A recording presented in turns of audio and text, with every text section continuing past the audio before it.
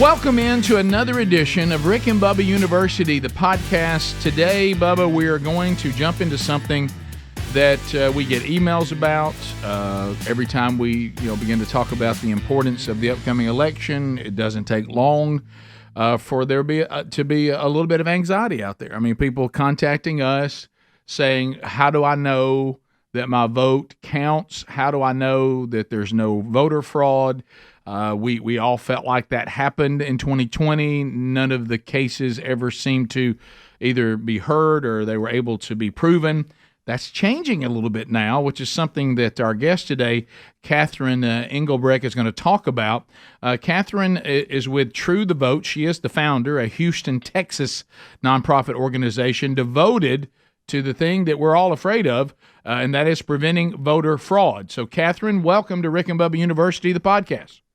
Oh, guys, thanks so much for having me. So, Catherine, we know the importance of this election. You heard me before we brought you into the podcast. The audience out there and a lot of Americans, they started. Maybe this is changing a little bit, and I want you to bring us up to date. There was a time where we were bringing up we must get out and vote in November. It's the only hope that we have, and people were like, "Well, if you vote, do we even know if it's going to be counted?" I think 2020 really shook the voter base, and can we trust the system? Which that goes right into what you guys are doing. So tell us where we are. Do you see a silver lining, some daylight? Talk to us. Oh yeah, I mean, a huge silver lining. Silver lining is this: out of all of the bad things that came out of 2020, and there were many, the silver lining is that millions more Americans now more than ever before are awake and willing to engage. They're asking difficult questions that, look, I wish that they would have been asked a long time ago and solutions found for some of the problems that we're facing. Yes. But the reality is that we are where we are. There have been material improvements in process since 2020, but the best news is that America is now awake and alert. And if you get honest, liberty-minded Americans serving in this cycle, there's nothing that can stop being able to hear the full-throated voice of America. That's what we've got to focus on, is getting people engaged in working in the polls and supporting the process to suppress the fraud that still exists, because in so many ways it's been institutionalized. But honest working, hands and hearts can do a lot of good in the months ahead.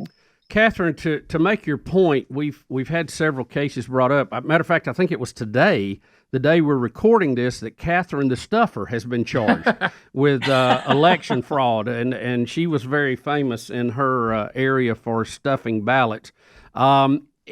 Is that the only way we can make our elections more safe? I mean, obviously, you guys have raised awareness to this. I think there is a raised awareness to it in the general populace.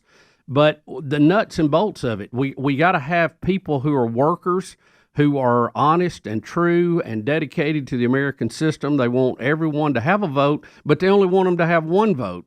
And you need those people to work. But what else can we do? Well, right now, what True the Vote is focused on is looking at the voter rolls and making sure they are as accurate as they can be going into this November's election.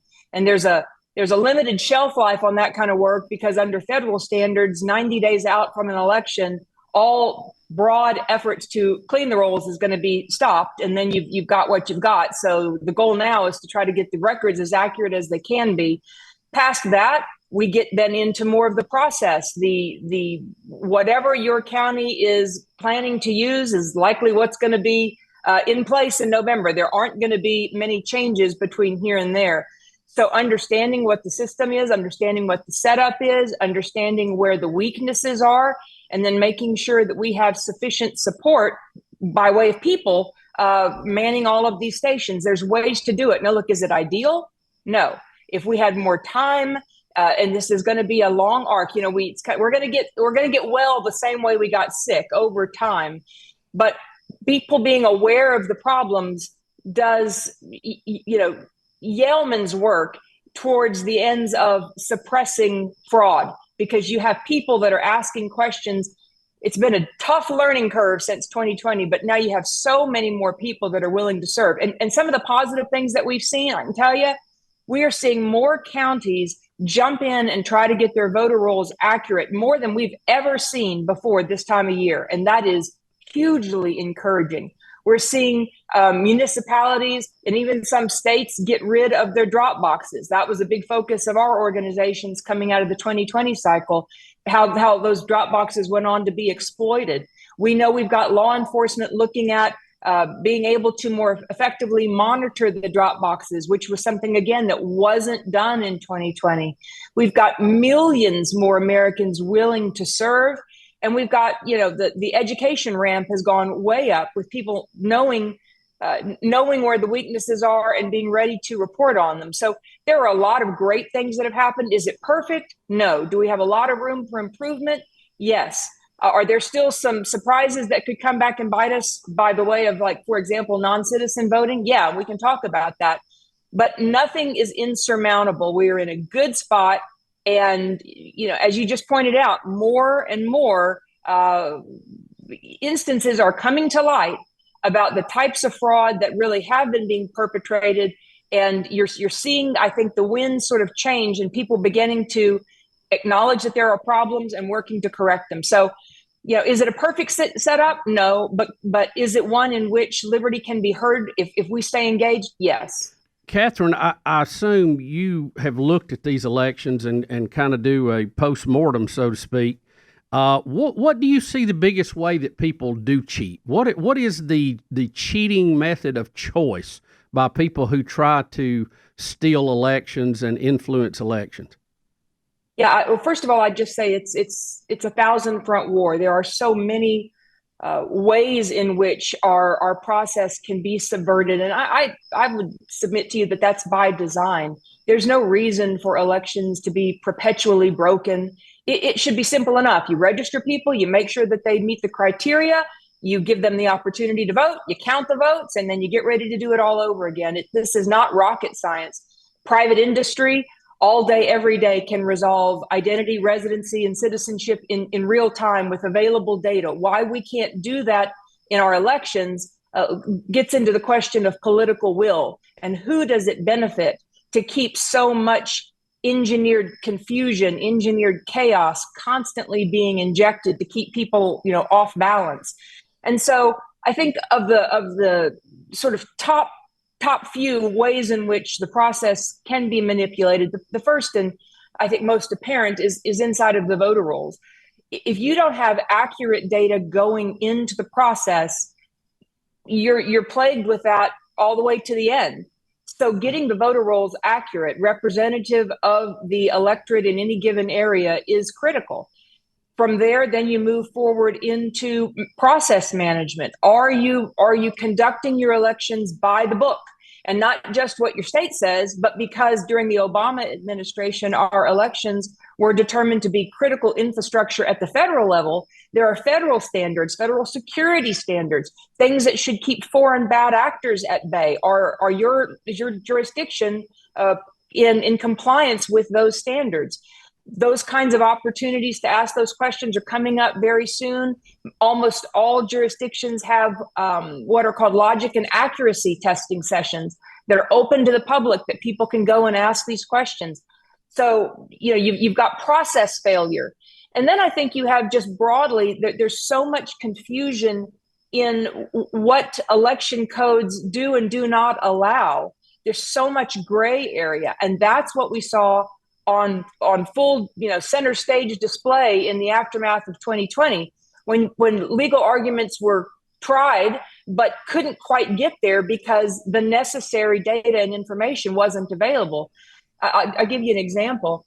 As of May 2021, that's incorrect. March of 2021, only 11 states had posted their 2020 rolls to show who voted in the 2020 election. Only 11 states. Wow. How can you certify an election if you don't know who voted? But that's the kind of upside down world, you find in this space. So there are many ways that the process can go south. And you don't need a whole lot of fraud. You just need a little in the right places. Right. But but exposing those and doing what we can to correct them. And then, God willing, if we have a change in leadership, and I believe that we will, coming into January 2025, there is not a moment to spare in correcting what's broken and getting ready for future cycles.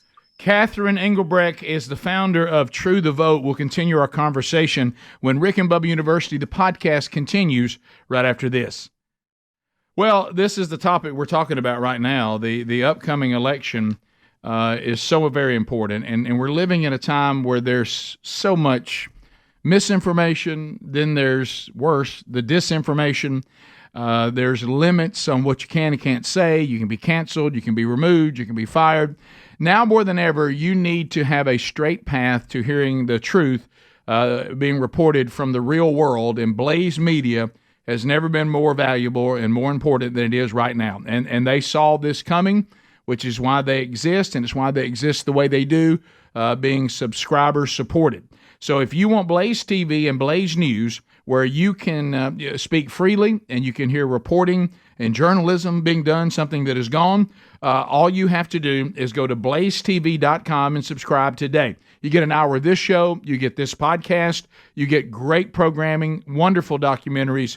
Go to the blazetv.com, that's blazetv.com. If you use the promo code Bubba, you get $20 off your subscription. blazetv.com, use the promo code Bubba, get $20 off. Do that today. We're back on Rick and Bubba University, the podcast. Catherine Engelbrecht is our guest. She, of course, is the founder of True the Vote. So Catherine, what we talked about and what we've been kind of saying to the audience, it sounds like that we're on the right track. Correct us if we're wrong.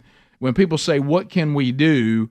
We keep saying a massive voter turnout and massive volunteering to be where you're going to be, voting, and the votes are going to be counted, to overwhelm everyone. It makes those who want to cheat and want to compromise the system, it does make the job much more difficult, doesn't it? 100% correct. What you are telling your listeners is exactly the thing that they should be doing. And I'll add one other thing. Not only voting and serving, but talking it up now, don't take anything for granted. No. Start asking folks in your daily walk of life if they're registered. Find a way to work it into the conversation. Just have fun with it. But are you registered to vote? Are you going to plan to vote? Just beginning to make this a red letter day on everybody's calendar, that everybody should participate. If you're eligible to vote, you should cast that vote, and not being shy about it. I think we all can sense what's at stake, and we need to have as many people who will speak out in the interest of liberty on hand as we possibly can muster. Let's talk a little bit about the victory that you guys just had in January. Monumental legal victory against Stacey Abrams. Yes. In the left. Tell us what happened and tell us how important this ruling was. Sure thing. Well, it all comes back to the voter rolls. We were aware that Georgia, like many states, doesn't do a very good job of keeping its rolls clean. Get this, Georgia only looks at statewide maintenance once every other year in the first few months of that year, and then not again until the following cycle for their purposes, which means that in Georgia, they cleaned up their rolls to some extent early in 2023, and then they're not going to look at it again now until 2025. So everything that happens in this election year just floats on past. Well, the same case was true back in 2020, but what was unique was that Georgia was about to have a very important runoff for 2 Senate seats to decide the control of the Senate. And we had people coming to us just out of the woodwork saying, is there anything we can do to get these voter rolls more accurate? Because they had just lived through the disaster of the general election. And in Georgia, there is a standard for electors called elector challenges, where if you know that there are ineligible records in your county, you can bring them to your county, and then they have to evaluate them and take necessary action, which in the case of Georgia means that they'll flag the record, and if a voter shows up to vote, they're asked to prove that they live where they say that they live. Shouldn't be any big deal because it's already a photo voter identification state, so should be easy enough, or so we reasoned. We help people across the state to present this information to their county. But the problem is the numbers were enormous. We helped prepare over 364,000 ineligible voter records. Wow. And of course, this drew the ire of Stacey Abrams and Fair Fight and Mark Elias and ultimately also the Biden Department of Justice. And so they all sued us. And we fought this out for 3 years. And ultimately, what the court decided was, we followed state standard, as did the citizens who participated. Truth is, it would be great if we didn't have to do anything like this at all, if the state just did what it was supposed to do and keeping the rolls clean. But if it's not going to happen, then it's incumbent upon us as citizens to do all that we can to protect our liberty and to take leadership roles if that's what's necessary. So we won in federal court. They've since appealed. We're in the 11th Circuit Court of Appeals now and waiting to have the case heard. Feel confident that, we're going to get a good outcome in that court as well. But this is the kind of action that we're past the point of waiting for government to correct it. Government has failed. Now citizens must engage, and the process will play out accordingly as you find ways in which citizens can be heard and can have impact. And then, in the next cycle, we can advocate for common sense reforms. But for right now, it's all hands on deck. Catherine, too, I'm kind of amazed. I mean, we all want a fair election. Win, lose, or draw, we want it to be fair. And the people who are opposing some of these moves, I read their reasoning, and honestly, it just sounds like they want it to be easier to cheat. That's all I can come up with. Yeah, I think you're right. I mean, there's a new lawsuit's just filed in Wisconsin. And what Mark Elias, who's the attorney on the case, is alleging is that requiring signatures on absentee ballots is a form of tokenization that harkens back to Jim Crow laws, and it's racist. And, it's just like same song, second verse. There's this threadbare, play that they keep running over and over and over again, while the average American is just watching this and saying, this is lunacy. You have to have some standards. You have to have checks and balances. I can tell you, our process is the laughingstock of the globe. Nobody has an election managed like our country has devolved to. You make a good point. I mean, did they ever sue about checks? Do they ever sue about signing into hotels? Do they ever sue on anything else, like closing on a house that requires a document or proving who you are? That would be a big no. I mean, it doesn't serve their purposes. Right. I mean, look at this as the same crowd, not to introduce a whole new subject line, but I mean, think about the mindset. This is the same crowd that was all up for, vaccine passports and having to make all of those things, requirements. But yet, when you have a very simple required standard of just proving you are who you say that you are in a modern society, I mean, if you can't do that, then let the government help you do that so that you can show not only, that you can vote, but that you can, as you point out, cash a check or buy Sudafed or get your ears pierced or whatever the case may be that requires ID. It's just intellectually dishonest. Right. But making those arguments in court and sticking with it, when you go into court battles, it's multi-years and oftentimes millions of dollars. Yeah. So you really have to, not know why you believe what you believe and be willing to stand your ground. And that's just, I've been doing this for 15 years. I never would have expected that, my first foray into this in Houston, Texas, I just saw some problems at the polls. And I thought, well, this is just process. I'll turn this over to the county and they'll make the corrections and that'll be that. And it set off a firestorm. And 15 years later, here I still am. But things for the first time, I can look back now, guys, and I see that everything I ever have been a part of has been for this moment, has been for what we're preparing for in 2024. And I'm very optimistic. Well, and we've talked about what you talked about with the voter ID is, we also got to get back to logical thinking, and that's a lost yeah, we weren't the first person to use this phrase, but when I heard it, I loved it. Common sense has now become a superpower. And but this is like what you just said, can't we reason out that if everybody has to produce the same identification, not just black people, white people have to as well. So do Asian people. So every man, every woman, every ethnicity has to produce the same thing. Well, that's impossible to be racist. That's not Jim Crow. What Jim Crow was saying is white people get to do one thing and black people have to do another. Right. And that's none of that is in play on any of this. This is a requirement of everybody equally. And you just logically see that and go, well, that's a ridiculous argument. That doesn't stand.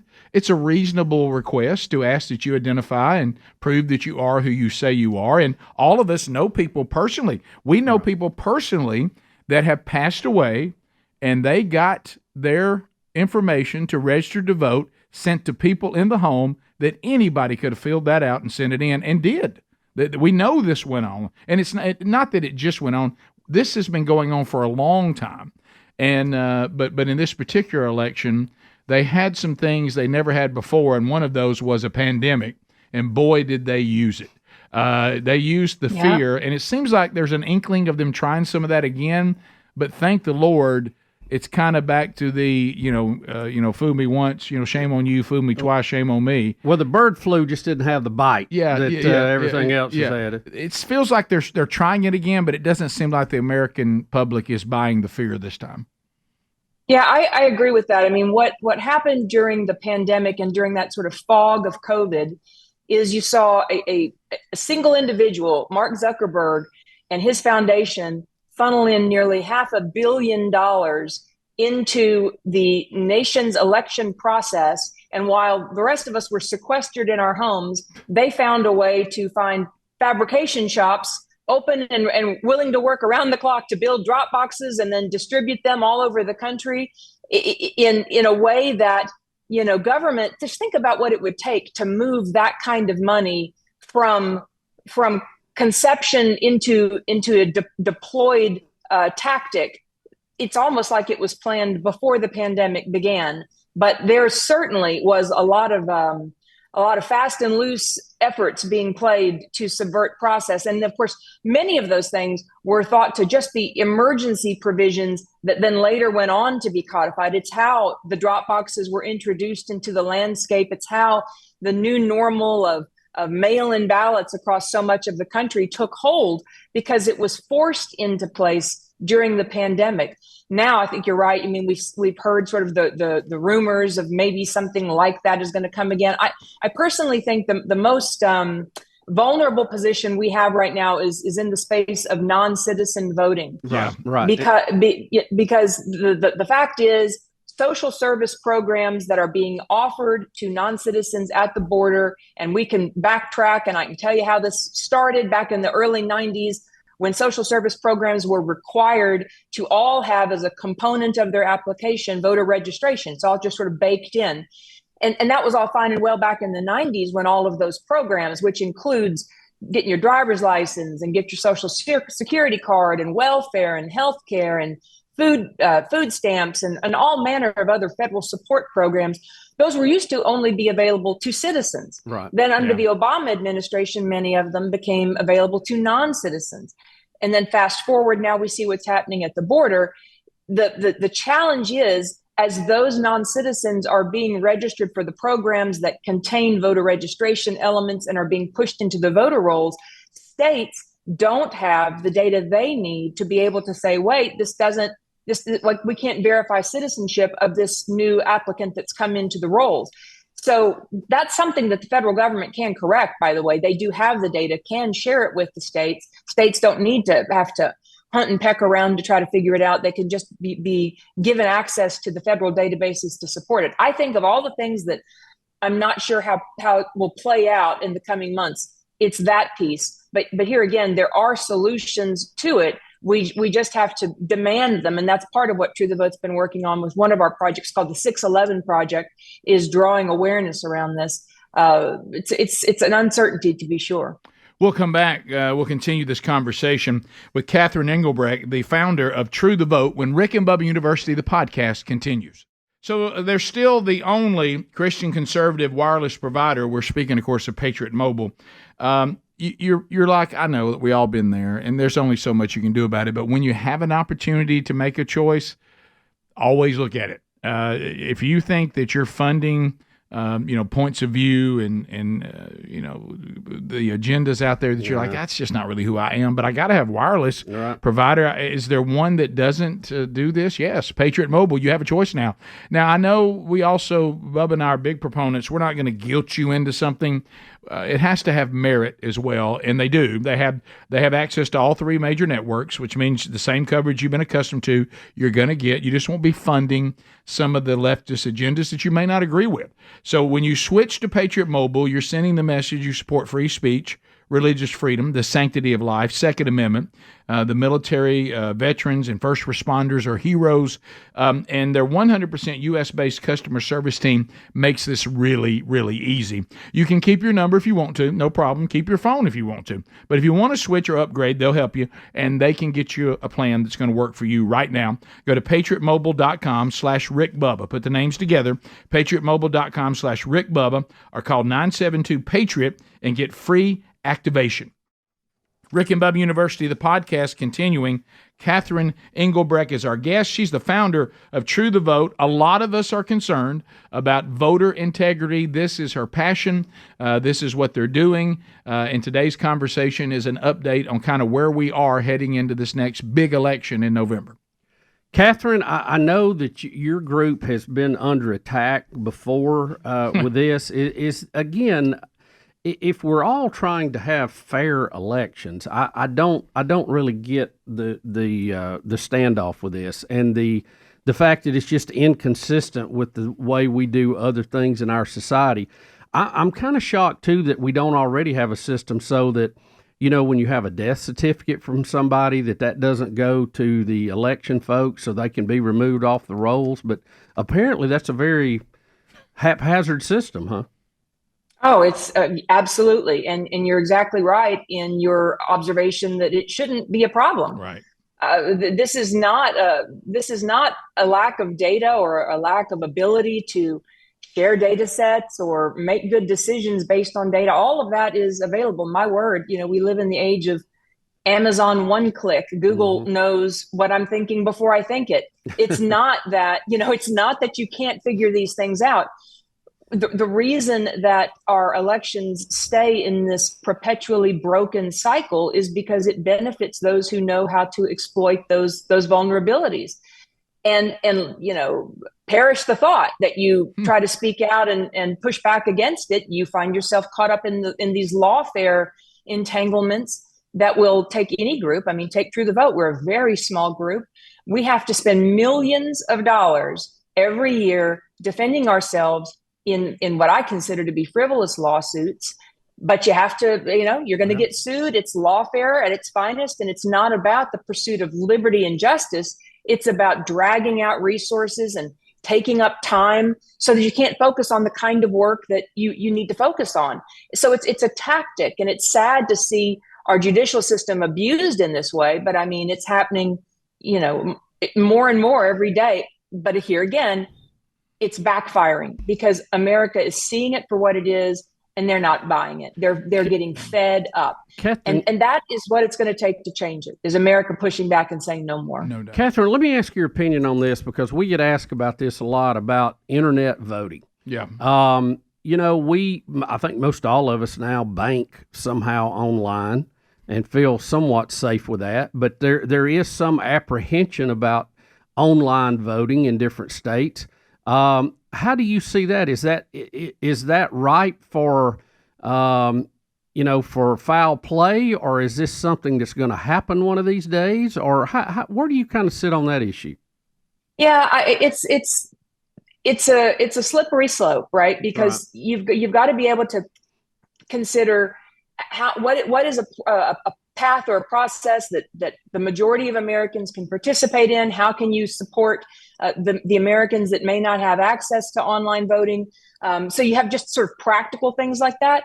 But also, there are the securities and the checks and balances that come with any process, whether it's voting online or voting by paper ballot. Mm-hmm. You must have a process in place that is anchored to law and common sense, what I would advocate for is look at how the rest of the world is voting, taking best practices, recognizing best in breed technology, and building out a plan that meets everybody where they're at. What you need is a balance between national security and state sovereignty and personal liberty, so that you can have an auditable, traceable program, but still protect the confidentiality of the ballot. Right. And it's there are always going to be bad actors, but right now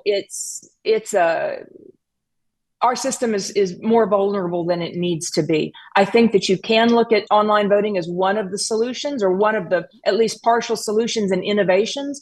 But my hope is that after this cycle, we enter into a period of innovation in this and many other fronts, where we just get serious about fixing what's broken. There's so many common sense things that could be done to improve the process. You mentioned other countries. What are some of the examples of countries you think that do a good job with this, that you think we ought to look at how they're doing it? Sure. I'll tell you, I went to Mexico a number of years ago. Now, don't get me wrong. Mexico's clearly got their problems with the cartels, and I'm not minimizing that by any stretch. Sure. But back in 2014, when Texas, my home state, was trying to get photo voter identification passed, the Department of Justice under then Eric Holder came down and made it well known that their position was that it was racist, and they were pushing back against the state. And I just got sick of it. And I said, I'm going to Mexico to understand how people vote there, and why it is that the government's position is that this is somehow racially motivated, because every Latin American country requires photo voter identification. So I went and I spent about a week there to understand their process, and they vote. I mean, it's I think sort of a beautiful combination, or at least it was then, of simplicity with paper ballots, and very, very hands-on with citizen engagement and people, working together locally to make sure that the vote is accurate. But then there is a level of sophistication to the process as well. So, for example, they use paper ballots, but the paper ballots have a microfiche running through them with the equivalent security as legal tender. They put those into lucite boxes that are see-through. So as you cast your ballot, you can see it going in. Mm-hmm. Every polling place has 11 people from the community working there. They all have to sign off. If the race is closer than 1%, it automatically goes into a recount. It's just basic. How can you make every step as transparent as possible? Now you see state or countries like France, for example, that has its national election and gets its results out in one day. They have same day election. You see that increasingly across the country, across the globe, where you have just one day of elections. That's another way to safeguard the process. Interestingly, the United Nations doesn't even consider elections to be legitimate if they are conducted primarily by mail. Right. That and yet, the rest of the world is moving away from mail ballots, and we're pushing as fast as we can towards it. And the question, of course, is why? Right. And I believe it's because you lose the ability to monitor and have those checks and balances in place. So a lot can be learned, frankly, even from dipping your doggone thumb in ink is better than, some of the open-ended process where you can, in the state of Wisconsin, for example, same-day registration, you go, you register, you vote. Right. There's just no way to track and trace that as you need to. So lots of improvement, lots of room for improvement. All right. I want to ask you about that on the strategy coming up. We got one more segment. We'll come back and we'll finish our conversation with Catherine Engelbrecht, founder of True the Vote. When Rick and Bubba University, the podcast continues right after this. All right. So Raycon, love these earbuds. Yeah, and now more than ever, because look, they're great. But, just like all great companies, what do they keep doing? Trying to find ways to improve. So if you have not tried the Raycon Everyday Earbuds, this is a wonderful time because they've upgraded the model of those best-selling everyday earbuds that we all love. So they've upgraded them now. You also get active ergonomic design, multi-point connectivity that lets you pair two devices at once, and this active noise cancellation, which is great. It's available a variety of vibrant new colors to complement any and all skin tones. 32-hour battery life. You know, you got a quick change function now. 10 minutes of charging yields 90 minutes of battery. You know, some of these multi-point things I've talked about, all that's new. A new weatherproof. They call it the IP66. It's even more sweat resistant than ever, and of course it still has those customized gel tips that we already love. That gives you a good custom fit. So if, say you're using it while you're working out or you're being active, they don't fall out. So if you'd like to find out more, there's never been a better time than right now. Even if you have them, upgrade to this new model. Go to buyraycon.com/RickBubbaPod today. Now, that's going to get you 15% off your Raycon order, plus you will get free shipping. That's right, you get both, 15% off and free shipping. Go to buyraycon.com/RickBubbaPod, buyraycon.com/RickBubbaPod. So we have one more segment with Catherine Engelbrecht, who is the founder of True the Vote. You mentioned mail-in voting, and we do see, you know, this being kind of a movement toward this early voting, all of this. And the right has been, you know, kind of reluctant, has been kind of like, oh, this shouldn't be happening. We don't like this. It reminds me a lot, if I can do a football analogy, is when the great Nick Saban didn't like the hurry-up offense. But then eventually he realized, I need to learn to run the hurry-up offense. So and do it better than anybody else. Right. Does the right need to just, look, we may not like this, but it is what it is right now. Do we need to say, let's go all in on early voting? Let's go in on mailing in the votes. If you want a change and you vote to the right, what do we need to do better this time? Well, I mean, there's this time, meaning coming up here in these next few months when voting starts in this process, right, which is set. There's not going to be any big changes. Now, after this, I think we should have a broader conversation about improvements. But where we are today, right, exactly, the rules are what they are, right? You've got the access to mail ballots. You've got states that have over a month-long early elections. So, I mean, there are.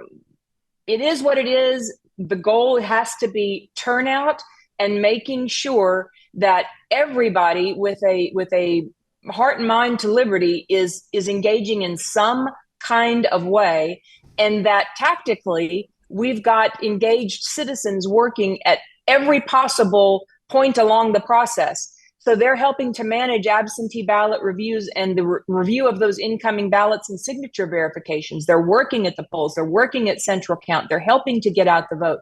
Nothing can be taken as just sort of a passive, you know, it'll just resolve itself. People are going to vote how they're going to vote. We need to be very strategic in mobilizing people to leave nothing to chance. Leave nothing to chance and play it for all it's worth. We got to play every down. We've got to stay focused. And I know that may sound like, oh, that's probably just going to happen. I'm here to tell you, it doesn't just happen. This sort of hurry up. I mean, full court press. It's just not what's typical on the right. What's typical on the right is, you know, hey, we're pretty much a center-right country, and it kind of just works its way out. That's not where we are. We need to be aggressive this cycle to making sure the vote is being turned out. We are participating. Leave no polling place position, no position.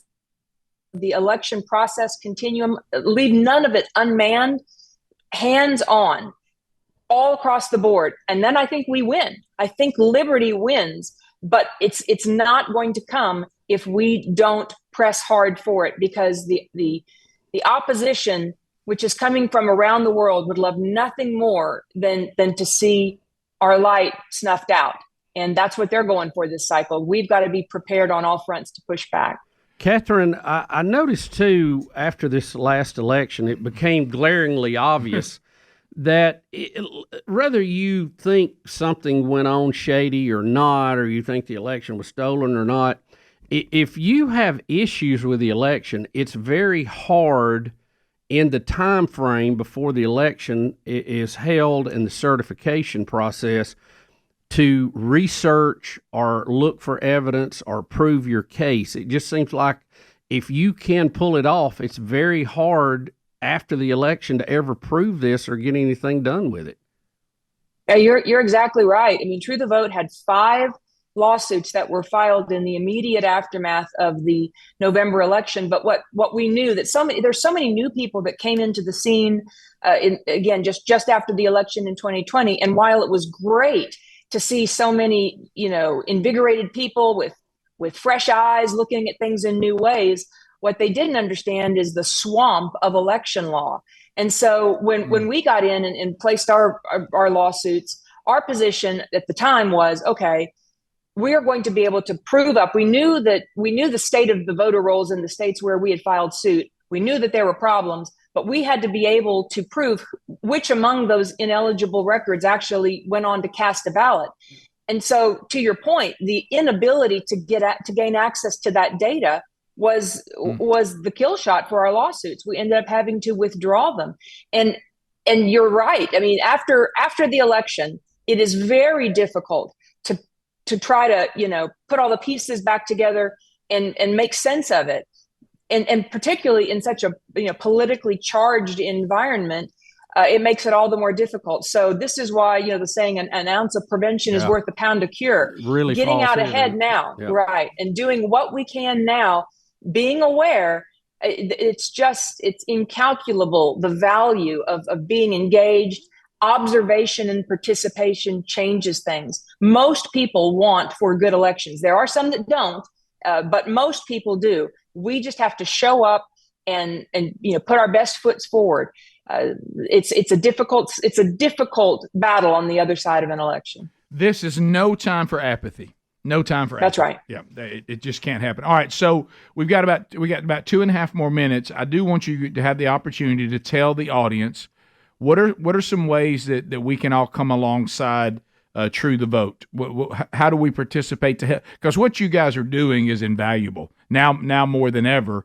And one way we can help is to provide maybe resources. What can we do to help what you're doing? Resources are always greatly appreciated. We're a very small organization with an enormous target on us. And if you haven't noticed, they tend to try to shut down people that are, offering any kind of dissenting opinion from the administration's, party line. Yep. And so we are constantly embattled in that way. And so that's a challenge. But as far as what you can do, just rolling up your sleeves and getting involved, go to our website, click on Engage, and you will see a drop down of many projects you can be involved in. To be real quick about it, the very easiest is the top one on that list called Scan, Check, Protect. If you're not registered, you can get registered. Check your registration. If you already are registered, make sure it is accurate, that there's not going to be anything that could trip you up from voting this November. And if you have moved from state to state since becoming initially registered, most people think that those registrations just drop off, but often they don't. So we've created a way that you can check any state where you've lived formerly, see if you're still registered. And if you are, we give you the very simple steps to get your information removed. So just kind of taking care of what's going on in your own household is incredibly important. We know that there are over 25 million ineligible records just based on residency changes. So there's a lot of good that can come by taking those registrations out of play from people that know where those dormant registrations are and can easily exploit them in a way that you would never tend to go back and look at and see if your record from where you lived 5 states ago actually went on to cast a vote. So Scan, Check, Protect. Then we have one called IV3, which stands for Independent Vote Verification and Validation. And that project gives you access to your county's local voter rolls. We've already done some pre-queries of looking at the rolls against other commercially available databases to find ineligible records. And then we serve up those records one at a time that you as the voter in your county can challenge and turn those over to your county, and then they must take action. So that's something that's in play right now, but that shelf life isn't much longer. That's going to shut down because of that 90-day cutoff. It's going to shut down here in the next month and a half or so. So we've got about 35,000 volunteers working in that project right now, and have hundreds of thousands of challenges already filed, but we're pressing for millions. So that's another place to plug in right now. After all of that happens and sort of sunsets, Then we're going to turn our attentions to making sure people are recruited, trained, and mobilized to work in the polls. And if you don't want to work with an organization like True the Vote, just plug into the party or candidate of your choice. But make sure that any place that there's an opportunity for service, you have those positions filled in your local community. If we all do that, I have no doubt that we will see an enormous victory across the board for the ideals of liberty. But it is going to take all of us. And we're going to be through, I mean, we have so many more things that we'll introduce, apps where you can report in, toll-free numbers with live operators that will be there supporting people working out in the field. But we're going to play this all the way through. I'm excited. I believe that America is ready for this moment. I believe that we emerge victorious, but it is going to take an all-hands-on-deck effort. All the information that you need can be found at truethevote.org. Catherine, thank you, and thank all of you at True the Vote. Thanks each and every one of you for joining us on this edition of Rick and Bubba University, the podcast.